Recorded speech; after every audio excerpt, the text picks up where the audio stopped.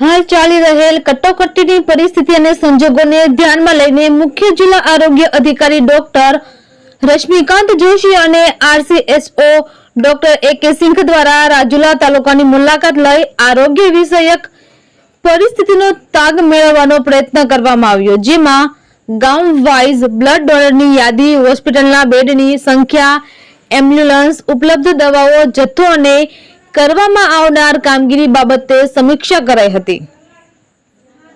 આરોગ્ય અધિકારી દ્વારા દરિયાઈ પટ્ટી વિસ્તારના ખેરા અને વિક્ટર આરોગ્ય કેન્દ્રની મુલાકાત લઈ આરોગ્ય સ્ટાફ દ્વારા કરાઈ રહેલ કામગીરી અને આકસ્મિક પરિસ્થિતિને પહોંચી વળવા માટે જરૂરી પ્લાનિંગ બાબતે આરોગ્ય સ્ટાફ એન્ડ મેડિકલ ઓફિસર સાથે મીટિંગ કરી માહિતી મેળવી હતી। તેમજ માતા અને બાળ મરણ ઘટાડવા તેમજ શ્રેષ્ઠ પ્રોજેક્ટ અંતર્ગત રાજુલા તાલુકાના સ્ત્રી રોગ અને બાળરોગ નિષ્ણાત ડોક્ટરો સાથે doctor G J. Gajera, doctor Rashmikant Joshi, doctor A K. Singh અને ડોક્ટર એન.વી. કલસરિયા દ્વારા મીટિંગ કરી સરકારશ્રીના સૂચનો રજૂ કરી સગર્ભા માતાઓને ઘનિષ્ઠ સારવાર પૂરી પાડવામાં જણાવેલ।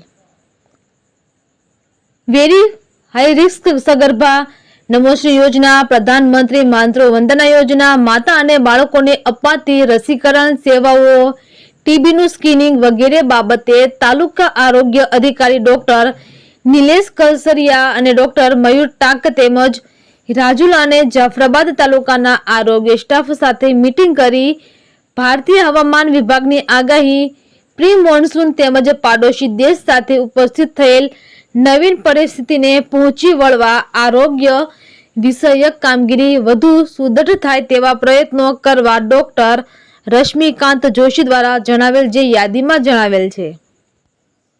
રિપોર્ટર મનીષ મહેતા, રાજુલા।